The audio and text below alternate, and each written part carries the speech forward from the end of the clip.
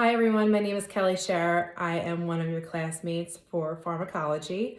Today I will be talking about and going over an assessment based on alcohol and substance abuse. With alcohol and substance abuse assessments, it is crucial to screen your patients properly by asking them and going through certain questions and screening tools. Did you know that approximately 3% of males and 3 to 5% women suffer and are diagnosed with alcoholism in the United States?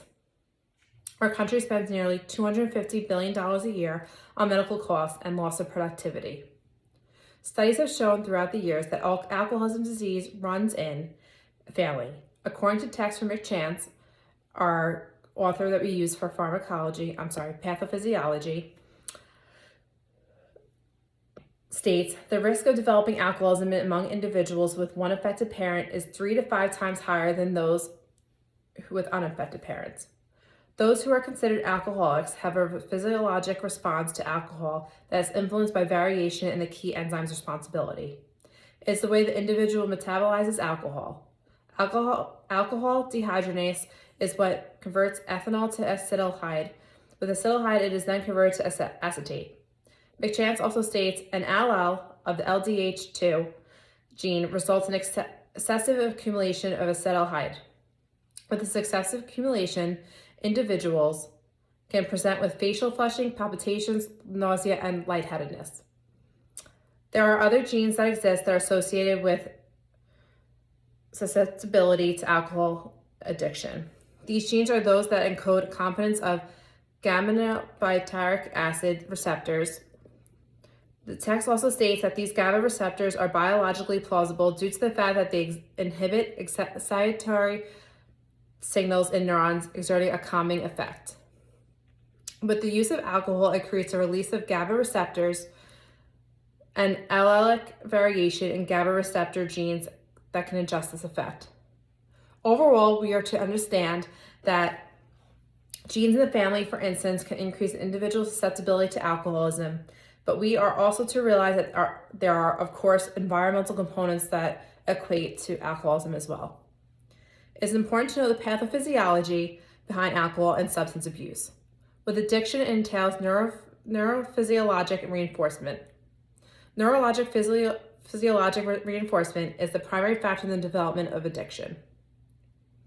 The National Institute of Drug Abuse identifies a reward pathway as in the pathway that involves dopaminergic neurons that originate in the ventral tegmental area and project into the forebrain.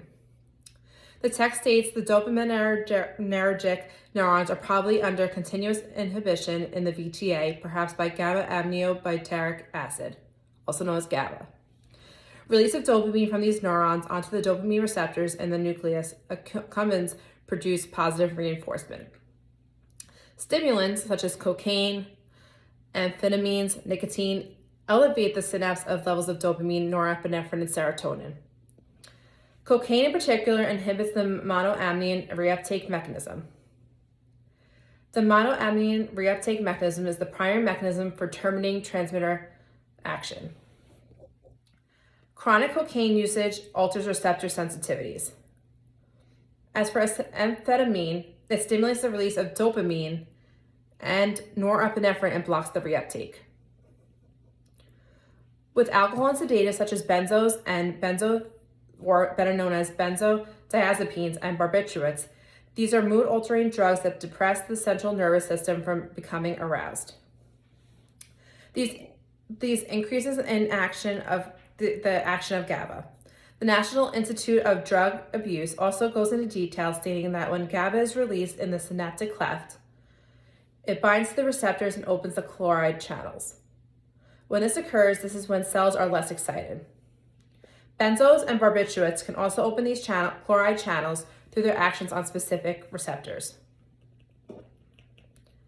In settings such as physical dependence and withdrawal, they are mediated by separate anatomical pathways. The National Institute of Drug Abuse reiterates that physical dependence and withdrawal syndromes are nonetheless clinically relevant and are related to change in the reactivity of transmitter systems such as norepinephrine under tonic inhibition by endogenous opioid peptides and exogenous opiates.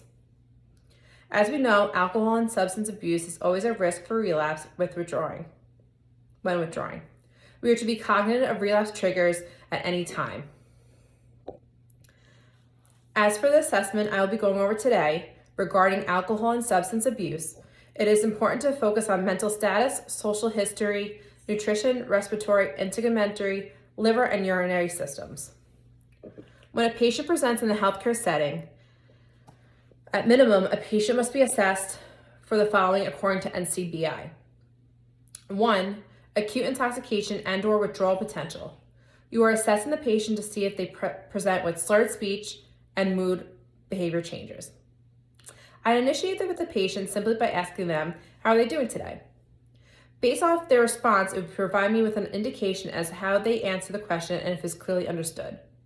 It would be ideal at this point at this time to ask them their name and date of birth to see if they are alert and oriented. Questions such as asking them if they know where they are is a good key to grasp their mental status.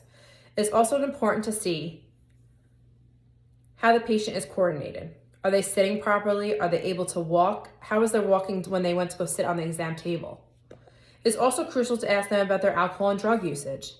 How many drinks does the individual have per week? When was the last time they had an alcoholic beverage? Do they use any recreational drugs? And how often or when was the last time they used these drugs or alcohol? These are key questions to note, and based off the frequency and usage, they will indicate if there was a potential for withdrawal. Also, indications such as unusual smell on breath, clothes, or body in general can be indicators whether they have been using alcohol or drugs, mostly alcohol, because you could smell that odor, whether they've been using it, in the past couple of hours or so. Number 2, biomedical conditions and complications. You're assessing a patient's ability of independence and seeing their medical history. Questions such as any medical history, surgeries in the past, any allergies to medications, food, or latex. What medications do they take at home? And if they do have any allergies, what are their side effects or adverse reactions?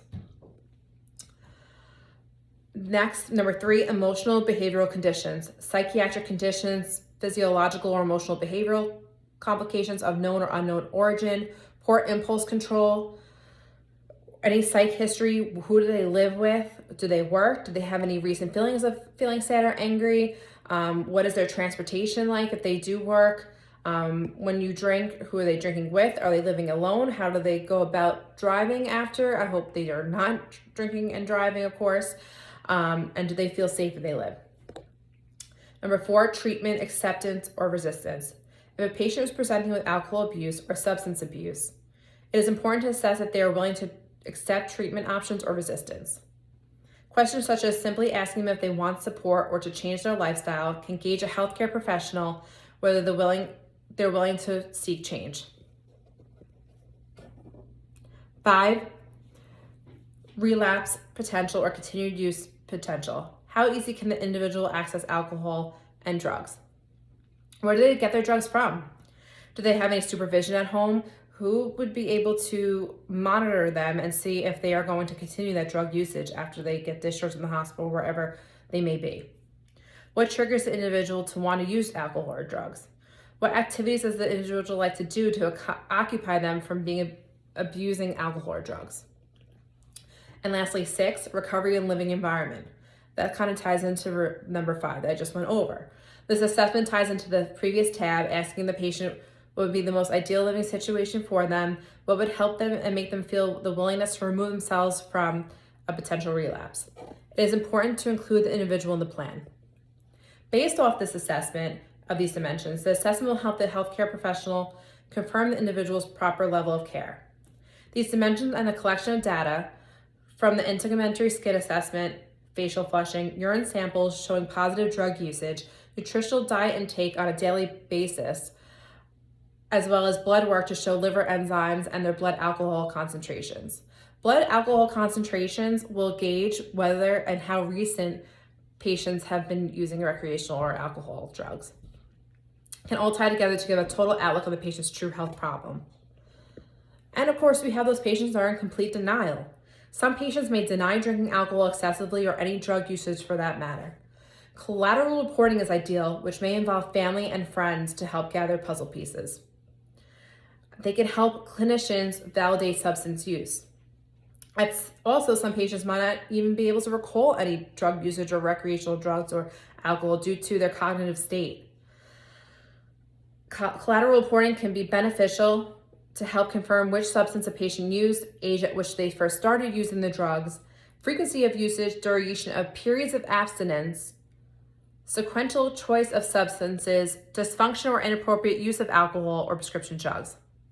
But in order to do collateral reporting, we of course need permission and consent from the patient in order to do so. We have to remember that tell these patients in these situations that they are to review current legal protections with the patient, that would not discuss this information with family and friends.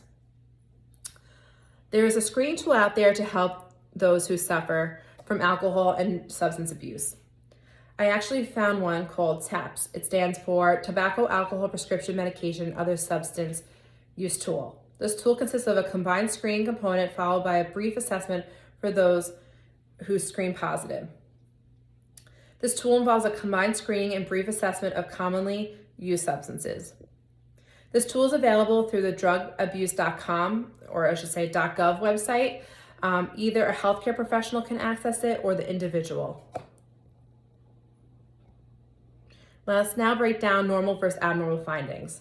Like we went over before, normal findings is alert and oriented ×3, no slurred speech, walking in a straight line, does not appear agitated or angry, fine motor skills, regular heartbeat, clear urine with negative levels of drugs,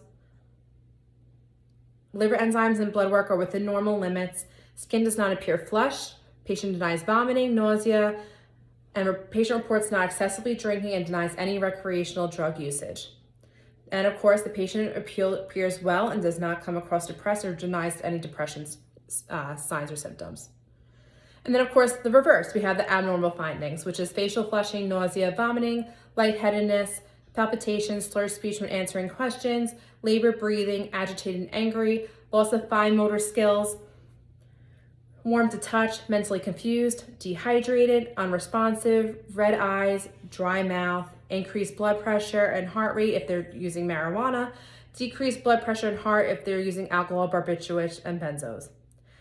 You also want to see if they're having any falls or accidents, and drinking and drug history if they admit to it. Spending a good amount of time on getting drugs and prioritizing the drug, finding drugs for them versus spending time with family or going to work. Let's go into etiology. As you see, this is the poster I have in the background going through each tab. Over time, with drug and alcohol usage, individuals are at risk of changing nerve cells in the brain. These changes in the neurons can remain long-term even after using drugs. There are patients that have been clean for years, but still there could be long-term effects with drug usage.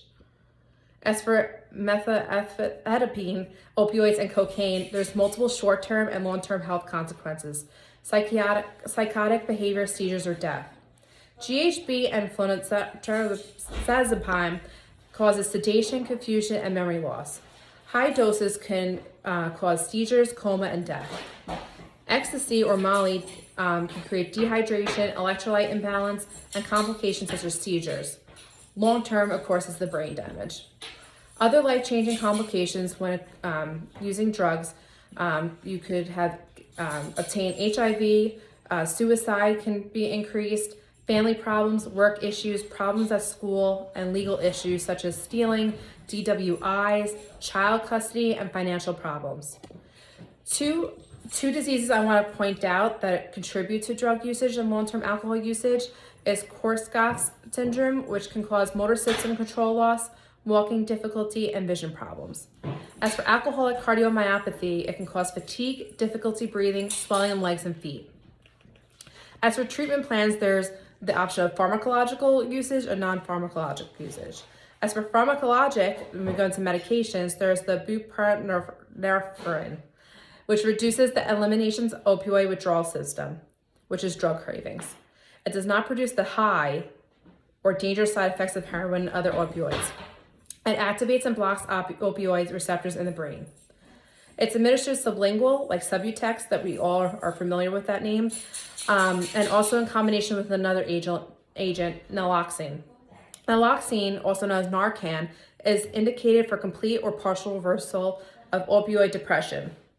It can be administered 0.4 to 2 milligrams IV, IM, or sub-Q. It can be repeated Q to 2 to 3 minutes PRN, but not to exceed 10 milligrams. Subutex is 2 to 4 milligram increments to a level that is appropriate for the patient in treatment and suppress opioid withdrawals.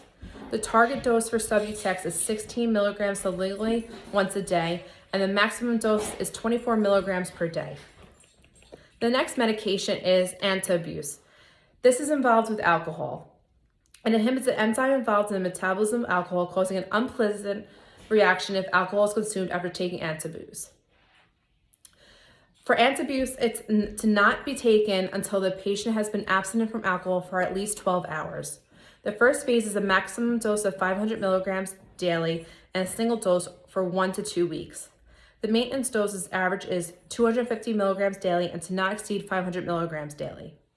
It should be given daily and uninterrupted in order for it to work efficiently and until the patient is fully recovered and self-control is established.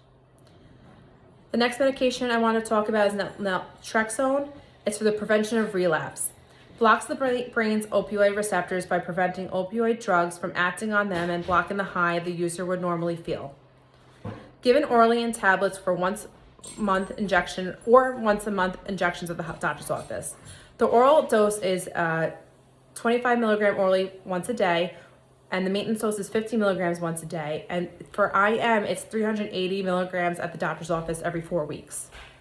The last medication is methadone. It prevents withdrawal symptoms and reduces cravings in opioid-addicted individuals by activating opioid receptors in the brain. It is found available in licensed methadone treatment programs. The administered initial dose under supervision, so the first dose is under supervision, and the initial dose is 20 to 30 milligrams orally, and an additional 5 to 10 milligrams may be given orally 2 to 4 hours if withdrawal symptoms have not suppressed. The maximum initial dose is 30 milligrams, and the maximum day 1 dose is 40 milligrams. Maintenance's targeted range is 80 to 120 milligrams orally per day for therapeutic effectiveness.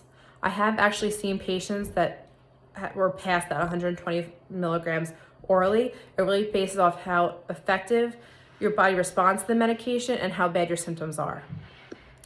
Non-pharmacological interventions, of course, is mental health counseling, cognitive behavior therapy, and focus on positive activities and hobbies. What is going to preoccupy you and distract you from feeling like you need the drugs or the alcohol? And of course, continued support from friends and family. Health promotion and disease prevention. The best way to prevent an addiction, of course, is to not take the drug at all, of course, but sometimes that's easier said than done. Oxycodones are commonly prescribed narcotics by doctors. They are easily addictive, and it is important for individuals to follow the instructions provided by doctors when prescribed with these. If you think about it, either ourselves or we know someone that have gotten all their wisdom teeth out, and the most common narcotic that is prescribed to post-op is oxycodone. But it's important for doctors to give proper instructions and for those patients to follow those instructions to make sure that they are given safe doses and amounts. As for preventing relapses, it is important to stick with your individual treatment plan. Avoid high-risk situations such as the bar, the club, an environment that you used to go to in the past to easily access these drugs, and get immediate help if you do happen to take the drug again, which is seek your doctor immediately, or your mental health professional or anyone else that could help. As you can see, this poster has been behind me the entire time.